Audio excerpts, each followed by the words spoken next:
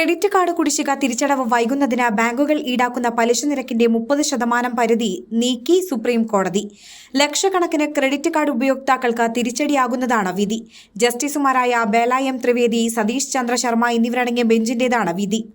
NCDRCയുടെ പരിധി കുറയ്ക്കൽ credit card വ്യവസായവുമായി ബന്ധപ്പെട്ട വിവിധ ചെലവുകളെ അവഗണിച്ചായിരുന്നുവെന്ന് ബാങ്കുകൾ സുപ്രീം കോടതിയിൽ വാദിച്ചു.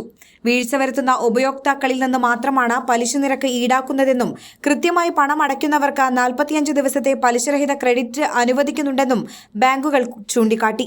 ക്രെഡിറ്റ് കാർഡ് പലിശ പരിധി 30% നിശ്ചയിച്ച നാഷണൽ കൺസ്യൂമർ ഡിസ്പ്യൂട്ട് റിഡ്രസൽ കമ്മീഷന്റെ വിധിക്കെതിരെ വിവിധ ബാങ്കുകൾ സമർപ്പിച്ച ഹർജി പരിഗണിച്ചുകൊണ്ടാണ് സുപ്രീം കോടതി വെള്ളിയാഴ്ച വിധി പുറപ്പെടുവിച്ചത്.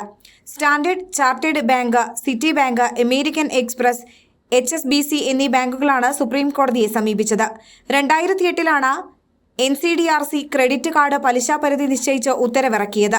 വിവിധ NGOകളും വ്യക്തികളും സമർപ്പിച്ച പരാതിയുടെ അടിസ്ഥാനത്തിലായിരുന്നു NCDRCയുടെ നടപടി.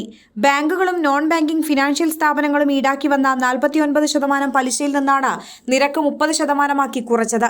ഇത്തരം സ്ഥാപനങ്ങൾ അമിതമായ നിരക്കിൽ പലിശ ഈടാക്കുന്നത് തടയുന്നതിൽ വീഴ്ച വരുത്തിയെന്ന് ചൂണ്ടിക്കാട്ടി കേന്ദ്ര സർക്കാരിനെയും RBIയെയും അന്ന് NCDRC രൂക്ഷമായി വിമർശിക്കുകയും ചെയ്തിരുന്നു. ഉപയോക്താക്കളും ലോൺ നൽകുന്നവരും തമ്മിലുള്ള വിഷയമായതിനാൽ ഇത്തരം കാര്യങ്ങളിൽ ഇടപെടാൻ തങ്ങൾക്ക് അധികാരമില്ല എന്നായിരുന്നു അന്ന് കേന്ദ്ര സർക്കാർ സ്വീകരിച്ച നിലപാട്. കേന്ദ്ര സർക്കാരിന്റെ നിലപാട് ജീവിത യാഥാർത്ഥ്യങ്ങൾ പരിഗണിക്കാത്തതാണ് എന്നായിരുന്നു വിമർശനം. ആവശ്യക്കാരായ ഉപയോക്താക്കൾ വിലപേശൽ ശേഷിയില്ലാത്തവരാണ്.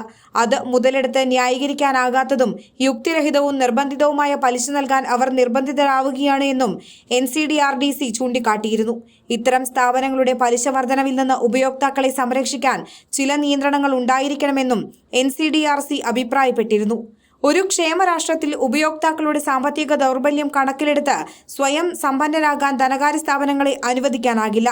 ഇതനുവദിച്ചാൽ ഉപഭോക്തൃ സംരക്ഷണ നിയമത്തിന്റെ മുഴുവൻ ഉദ്ദേശവും തകിടം മറിക്കുമെന്നും NCDRC ചൂണ്ടിക്കാട്ടി.